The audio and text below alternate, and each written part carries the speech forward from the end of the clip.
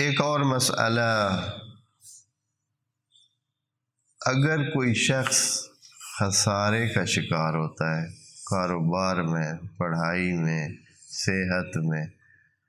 خسارہ ہو رہا ہے، نقصان ہو رہا ہے، دن بدن حالات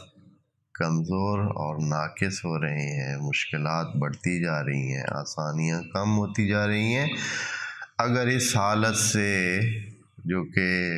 تقریباً وہی ہے جو پہلے بھی عرض کر چکے ہیں، اس قسم کی بدبختی کی اور بے توفیقی کی حالت سے کوئی نکلنا چاہتا ہے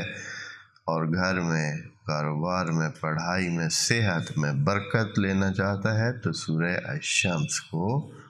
بار بار پڑھے۔ جتنا پڑھے گا